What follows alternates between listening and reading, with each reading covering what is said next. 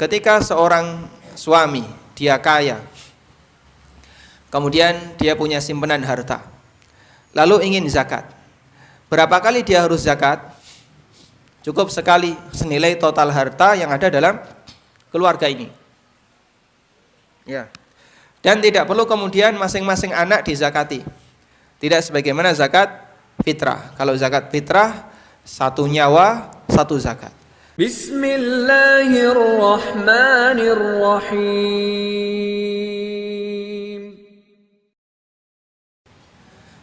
Assalamualaikum warahmatullahi wabarakatuh. Alhamdulillahi rabbil alamin, wassalatu wassalamu ala asyrafil mursalin wa ala alihi wa sahbihi ajma'in.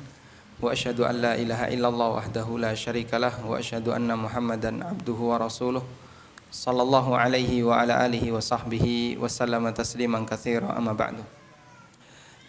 Nah, Bapak Ibu yang kami hormati, insyaallah untuk beberapa pekan sebelum Idul Adha kita akan mengalihkan tema sejenak dari pembahasan seputar masalah salat, berpindah sejenak ke pembahasan seputar masalah fikih kurban.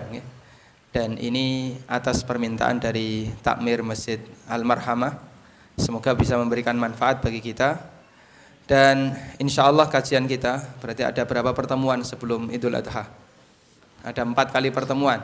Kita akan mengacu pada kitab Matan Abi Syuja atau Matan Ghaya wa Taqrib. Dan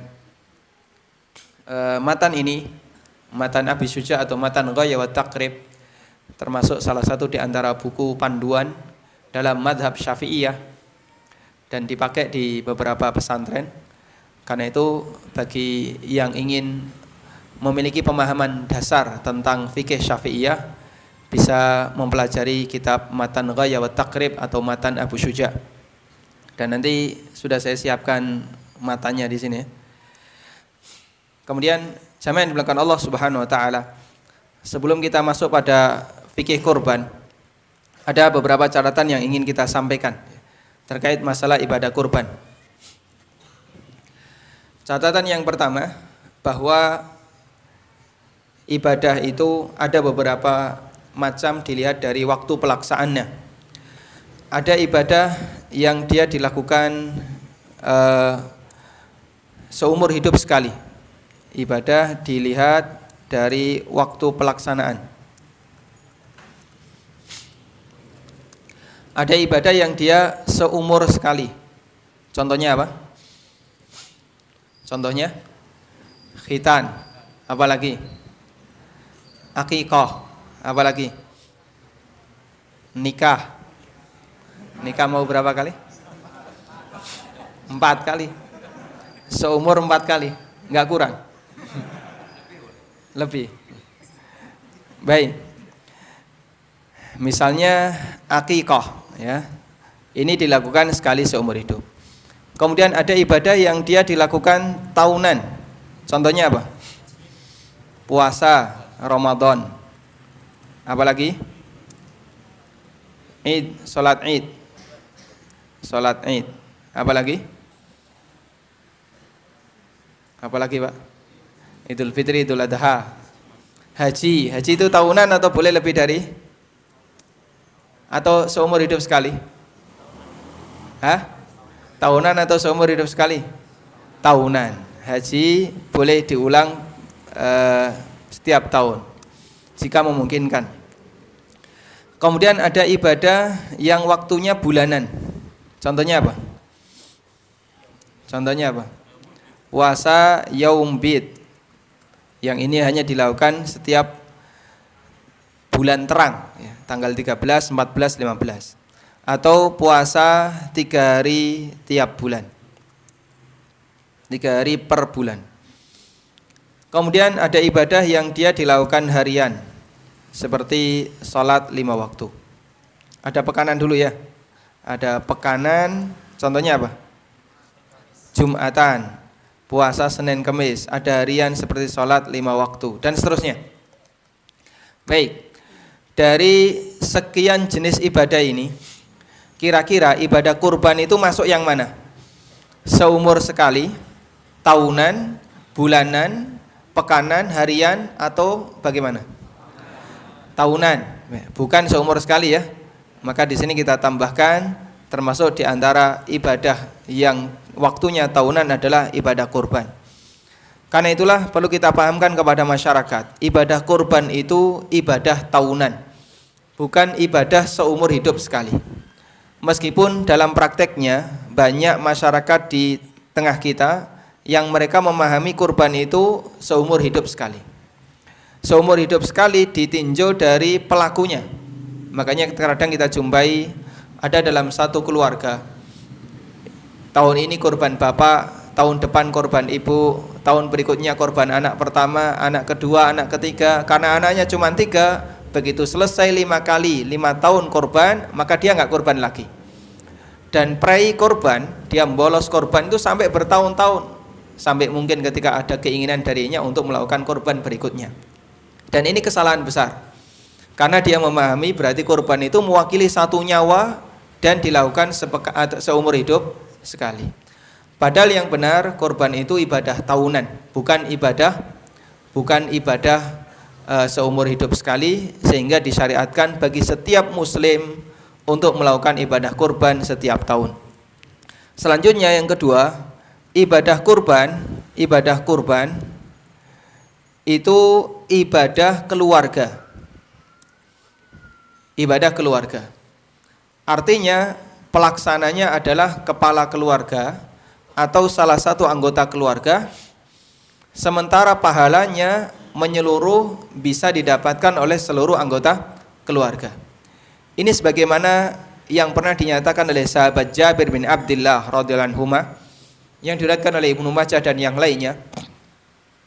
Beliau mengatakan, kunna fi zamanin Nabi sallallahu alaihi wasallam nudhahi syata anhu wa an ahli baitihi.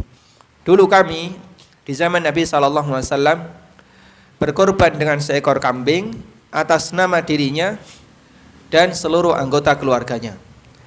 Maka ibadah korban itu bukan ibadah satu individu, tapi dia ibadah keluarga.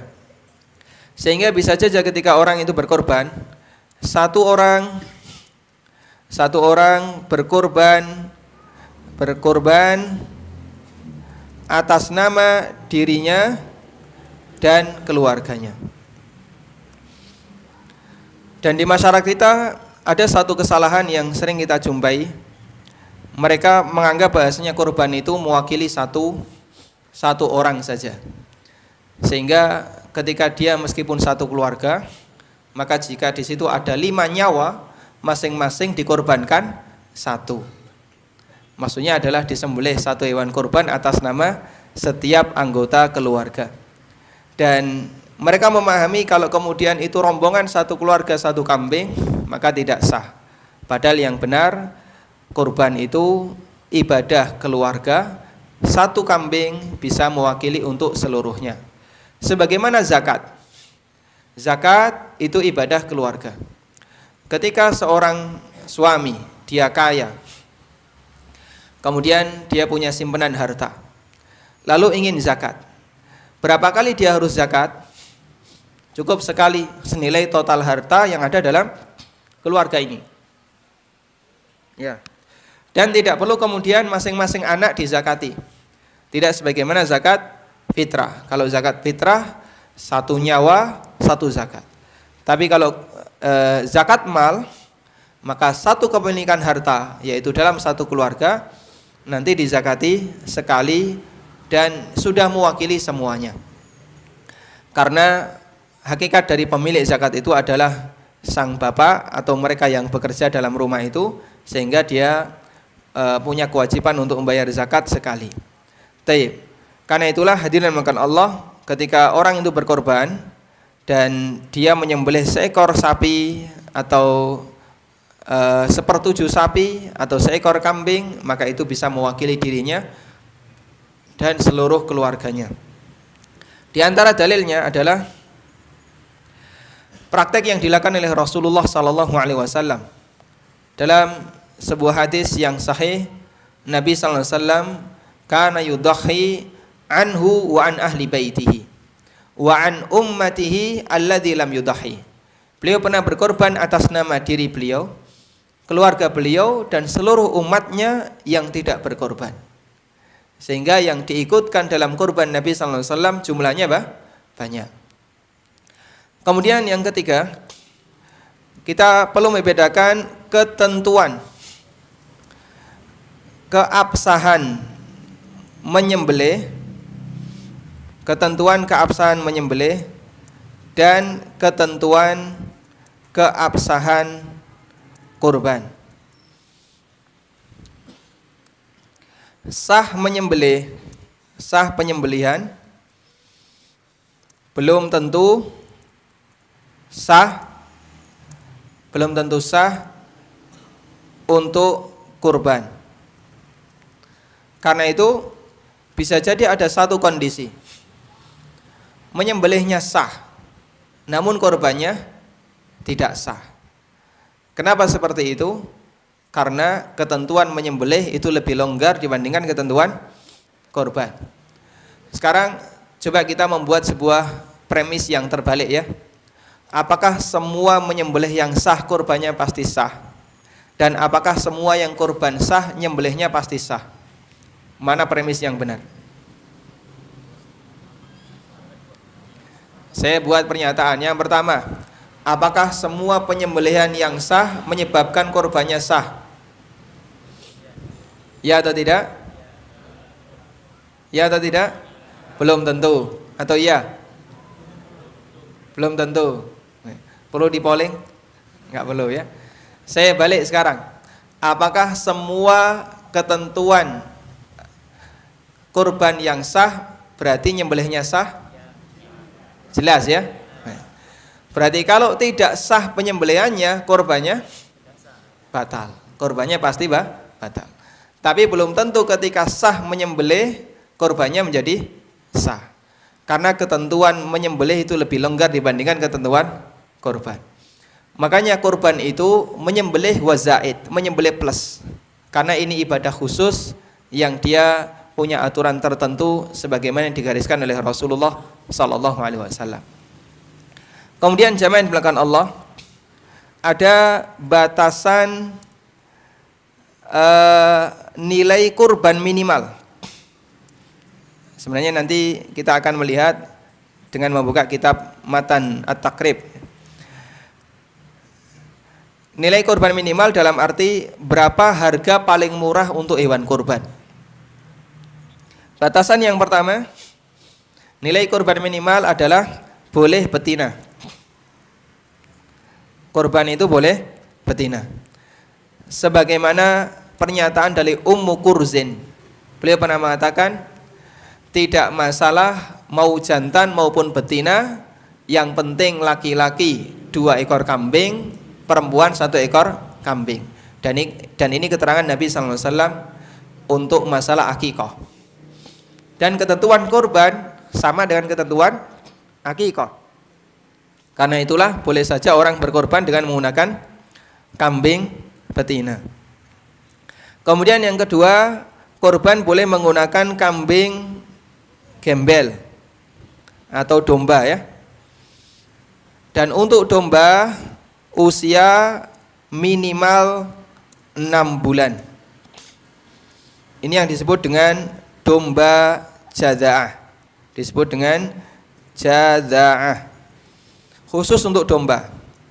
Tapi kalau kambing Jawa maka minimal 1 tahun. Baik, coba kita ukur ya. Ada orang korban dengan kambing betina ya, wedok, betina ya wedok ya. Gembel usia 6 bulan. Harganya berapa? Harganya berapa? Ya? 700 berani enggak? Berapa? 600 ya. Jadi harga kurang lebih 600.000 sudah bisa dipakai kurban. Sudah bisa digunakan untuk kurban. Baik. Makanya memahami kaidah ini, jika seorang dalam kondisi sangat tidak mampu, namun dia punya tekad untuk berkorban, Insya Allah tidak ada istilah orang yang tidak kurban setiap tahun, Pak. Semua keluarga di Indonesia, apalagi di Jogja ya, untuk mereka yang bersih dari utang, untuk mereka yang punya penghasilan, mungkin sebulan 1,5 juta atau 1 juta, jika dia siap untuk nabung, insya Allah setiap tahun dia bisa kurban. Cuman tekadnya saja yang beda-beda. Makanya kalau kemudian potensi kurban itu dimaksimalkan, mungkin kita tidak cuma menerima sekian ekor kambing, sekian ekor sapi. Kita setiap tahun akan menerima sesuai dengan jumlah kakak yang ada. Berapa kakak di sini? 300 orang. Berarti minimal 300 ekor kambing. Berapa kakak di sini? Sekian ratus. Berarti minimal sekian ratus ekor kambing. Itu yang harus ada. Cuman masalahnya orang memahami pertama kurban itu ibadah seumur sekali. Yang kedua mereka memahami kurban itu ibadah mewakili satu orang. Yang ketiga mereka tidak tahu ukuran tentang batas minimal berapa hewan kambing yang boleh dikorbankan. Dan diantaranya adalah penyakit, mereka tidak tahu prioritas dalam memilih ibadah. Sehingga ada sebagian orang yang dia uangnya habis untuk satu keperluan tertentu padahal dia tidak berkorban.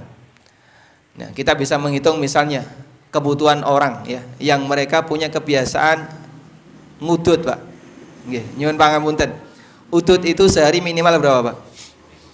Berapa? 15 yang lebih murah. Ada yang lebih murah lagi? Di bawah itu ada terwe. Terwe berapa? Gelintir dewe itu. Ya, tengwe, ngelinting dewe berapa? 10.000. Minimal 10.000 ya. Minimal 10.000 dikalikan 360, Pak. Ya, itu sudah 3.600.000. Dan itu ngakunya tidak bisa korban. Puasa rokok sebanding dengan ikut korban sapi. Tapi subhanallah, karena ini kurang bisa dimaksimalkan di masyarakat, sehingga kegiatan korban di tempat kita tidak sesemarak sebagaimana yang bisa kita hitung seperti ini ya. Makanya kalau kita memahami seperti ini, seharusnya setiap muslim korban. Kalau bisa setiap tahun, jangan sampai absen korban, karena korban itu ibadah tahunan.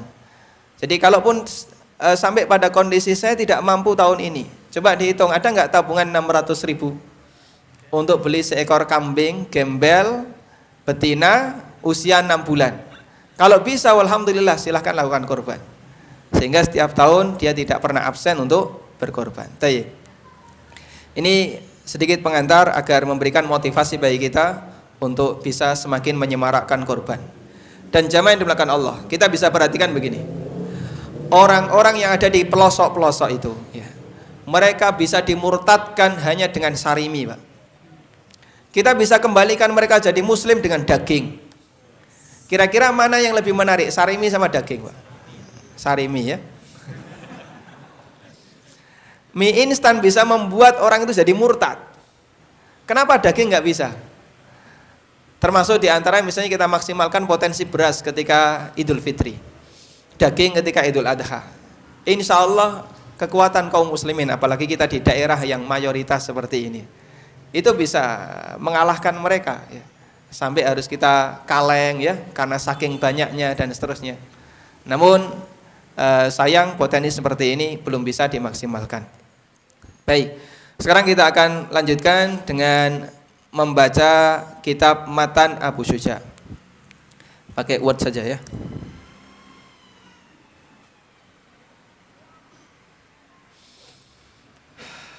Ini bisa nggak bisa POK? POK nggak bisa ya?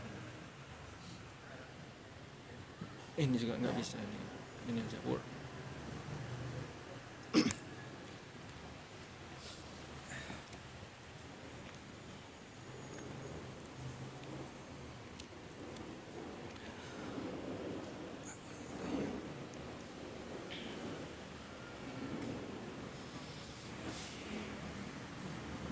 Mana tadi? Belum keluar. Belum keluar, Mas? Gimana? Belum keluar ya? Oh, lama. Baik, harusnya tadi ya. Baik, saya bacakan aja di buku yang saya bawa ya. Qala al-musannif rahimahullah, Imam Abu Syuja rahimahullah mengatakan, wal udhiyatu sunnatun muakkadah. Udhiyah atau kurban itu hukumnya sunnah muakkad. Udhiyah disebut udhiyah dari kata duha, karena kegiatan berkorban itu umumnya dikerjakan di waktu duha dan dikerjakan setelah melaksanakan sholat Idul Adha. Makanya kegiatan kurban itu secara bahasa Arab dinamakan dengan al-udhiyah. Dan beliau mengatakan udhiyah hukumnya sunnah muakkad. Dan ini pendapat Imam Syafi'i dan pendapat Syafi'iyah. Meskipun ada pendapat yang lain yang mengatakan bahasanya udhiyah atau berkorban itu hukumnya wajib. Dan di antara yang berpendapat hukumnya wajib seperti Malikiyah, dan mereka beralasan Nabi SAW pernah mengatakan, man lam yudhi, siapa yang mampu sementara dia tidak berkorban, fala yaqrabanna musallana, maka enggak usah dekat-dekat tempat sholat kami. Seolah-olah Nabi SAW menghardik atau beliau mencela jika di antara umatnya ada mereka yang tidak mau berkorban padahal dia mampu. Sampai diusir Nabi SAW, enggak usah dekat-dekat dengan tempat ibadah kami. Dan wallahu ta'ala alam, insyaallah pendapat yang lebih kuat dalam hal ini bahasanya ibadah kurban hukumnya sunnah muakkad dan tidak sampai wajib. Meskipun demikian kita berusaha untuk menjaganya sehingga kita bisa berkorban setiap tahun sesuai dengan perhitungan yang tadi kita sampaikan. Kemudian tadi kita sampaikan bahasanya kurban itu ibadah yang dilakukan oleh satu orang mewakili seluruh keluarganya. Sebagaimana pernyataan Abu Ayyub Al-Ansari radhiyallahu an, kunna nudhi bisyatil wahidah yudhabbihuha ar-rajulu anhu wa an ahli baitihi fayakuluna wa yut'imun. Kami dulu berkorban dengan seekor kambing. Kami sembelih atas nama dirinya dan seluruh anggota keluarganya. Fayakuluna wa yut'imun, lalu mereka makan dan sebagian mereka berikan kepada orang lain. Hadis riwayat Ibnu Majah, Tirmidzi dan yang lainnya. Kemudian beliau mengatakan, wa yujzi'u fiha al-jada'u minad dha'ni wath-thaniyyu minal ma'zi wal ibil wal baqar wa tujzi'ul badanata an sab'atin wal baqaratu an sab'atin wasyatu an wahidah. Kata beliau, hewan yang boleh dikurbankan yujzi'u fiha, sah digunakan untuk kurban, al-jada'u minad dha'n. Al-jada' minad dha'n. Dha'nun itu artinya kambing gembel atau kambing domba usia jada'ah. Yang dimaksud usia jada'ah adalah usia genap 6 bulan. Jadi 6 bulan ke atas. Ya. Dan disebut usia jada'ah adalah karena dia sudah mendekati powel. Ya. Orang sini menyebutnya apa? Ketika giginya rampal, orang sini menyebutnya powel. Dan ini khusus untuk ad-dha'nu. Sebagaimana yang dinyatakan dalam sebuah hadis riwayat Ahmad dan Baihaqi, dhahu bil jad'i minad dha'ni. Silahkan kalian menyembelih jada'ah, hewan usia 6 bulan dari jenis ad-dha'nu, yaitu dari jenis domba. Kemudian juga dikatakan oleh Uqbah bin Amir, dhahaina ma'a Rasulillahi sallallahu alaihi wasallam bil jada'i minadh dha'ni. Kami pernah menyembelih korban bersama Rasulullah sallallahu alaihi wasallam dalam bentuk gembel domba yang usianya usia jada'ah. Kemudian yang kedua, wasaniyu minal ma'zi, dan as-saniyu minal ma'zi. Al-ma'zu artinya kambing Jawa. Yang dimaksud dengan as-sani adalah kambing yang sudah berusia 1 tahun menuju 2 tahun. Yang ini juga diistilahkan dengan kambing musinnah.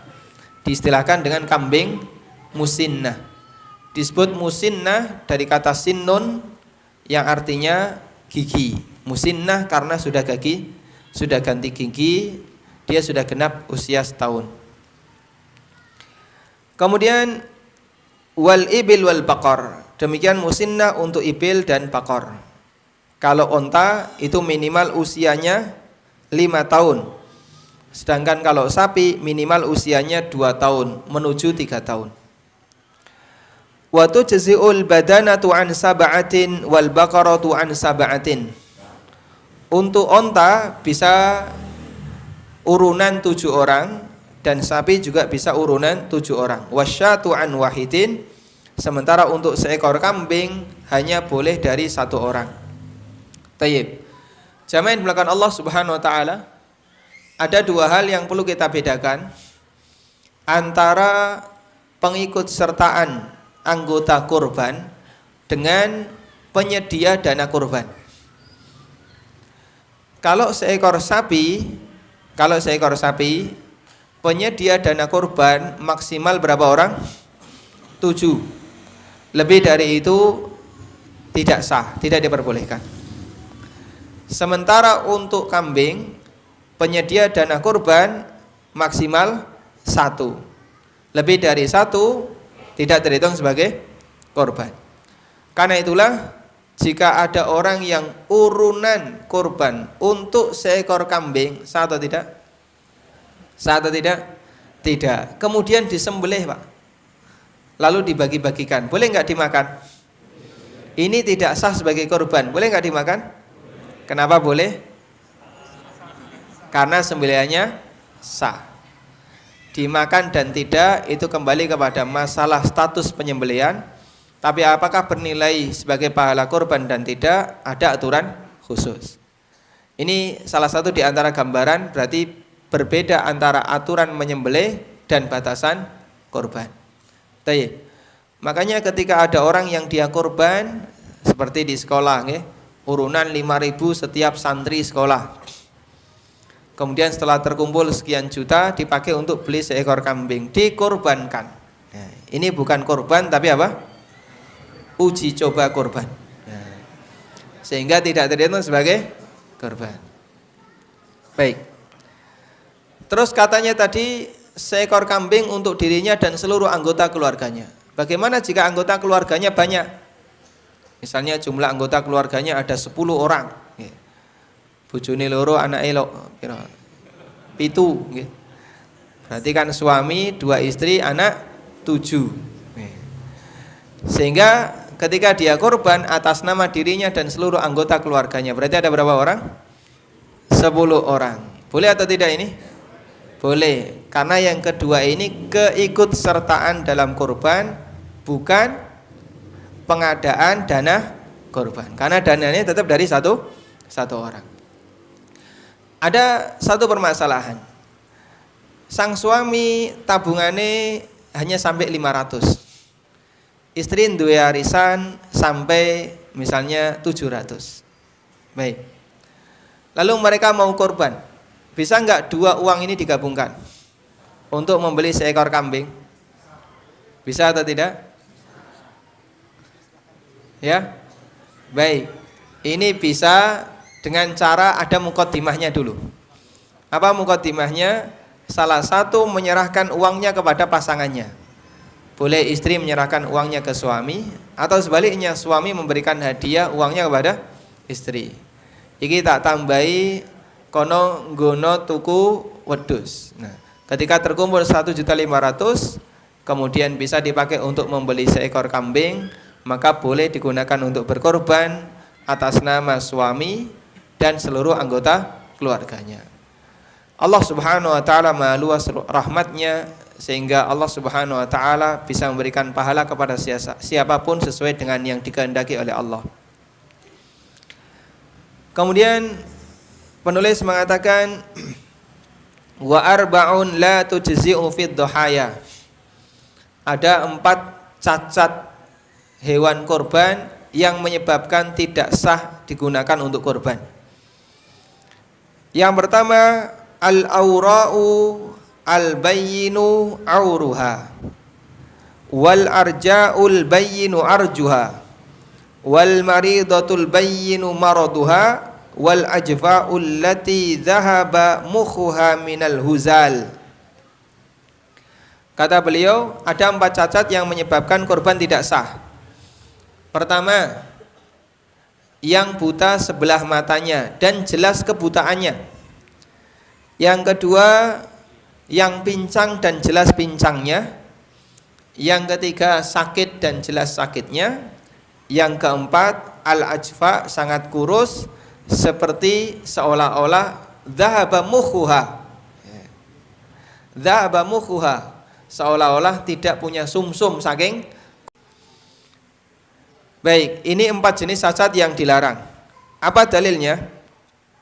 Dalilnya adalah sebuah hadis yang diriwayatkan oleh Tirmidzi, Ibnu Hibban dan yang lainnya. Nabi SAW pernah mengatakan sambil berisyarat dengan tangan, arba'un la tujzi. Ada 4 cacat yang menyebabkan kurban tidak sah. Beliau pakai isyarat. Pernyataan beliau dengan isyarat menunjukkan apa? Pembatasan. Berarti kalau di luar 4 ini diperbolehkan selama tidak lebih parah dibandingkan 4 ini. 4 itu apa saja? Pertama apa tadi? Buta sebelah, yang jelas butanya. Apa yang dimaksud buta yang jelas butanya? Buta sebelah, yang jelas butanya itu buta menurut kambing atau buta menurut orang yang melihat kambing? Buta menurut yang melihat kambing.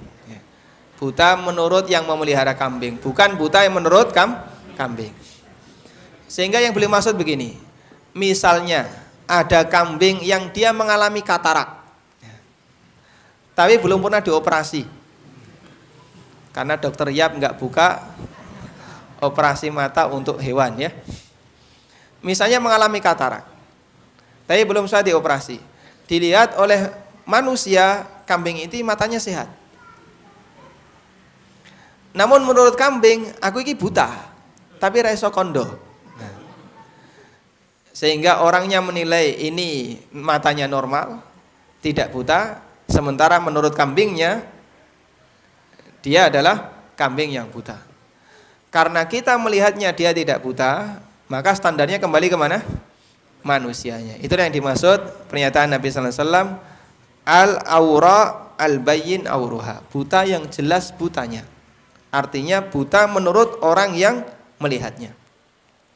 Jika satu buta, berarti kalau buta kedua-duanya, satu tidak? Ya lebih jelas lebih tidak sah. Satu saja enggak sah, apalagi keduanya. Kemudian yang kedua, al-arja al-bayyin arjuha. Yang pincang dan jelas pincangnya. Apa batasannya? Batasannya adalah ketika dia berjalan selalu ketinggalan kawanannya. Jadi waktu dia berjalan bersama rombongan selalu paling belakang, ketinggalan dan kelihatan pincang. Maka yang seperti ini tidak boleh dikorbankan. Kemudian yang ketiga, al-maridatul bayyinu marudwah. Yang sakit dan jelas sakitnya. Tapi kalau dia tidak jelas, misalnya gregesi tapi kambingnya gak iso ngomong, okay? Sehingga kita tidak tahu iki loro apa tidak, pokoknya sembelih saja gitu ya. Maka yang seperti ini tidak masalah. Baik, ada kasus. Ada orang nyembelih sapi. Begitu selesai nyembelih sapi, biasanya pertama yang dicek apanya, Pak? Hati. Setelah hati dibuka, ada ulatnya, Pak. Sering kayak gitu ya? Sering. Ada cacing atau ada hewannya. Baik, yang seperti ini sah atau tidak kurbannya? Padahal sapinya sakit. Cacingnya kan gede-gede ya. Ora ketok. Ora ketok. Baik. Jadi yang seperti ini tidak membatalkan kurban. Makanya termasuk bagian yang perlu kita catat, hewan yang ketahuan sakit setelah disembelih tidak mempengaruhi keabsahan kurban. Dan ini bisa kita lihat ketika ada orang yang menyembelih sapi, terutama begitu dibuka hatinya ternyata ada cacingnya. Ya. Wallahu ta'ala alam. Sampai di masalah cacat. Baik, insya Allah kita lanjutkan di pertemuan berikutnya dengan lebih ada kesiapan lagi untuk materi ya. Dan bagi para jamaah yang menghendaki nanti bisa menghubungi takmir, ngopi file yang ada di takmir untuk di print biar kita ngajinya ada panduan. Wallahu alam wa sallallahu ala nabiyyina Muhammadin wa ala alihi wa sahbihi wa sallam wa akhiru ta'wana alhamdulillahi rabbil alamin. Subhanakallahumma wa bihamdik asyhadu an la ilaha illa anta astaghfiruka wa atubu ilaik. Wassalamualaikum warahmatullahi wabarakatuh.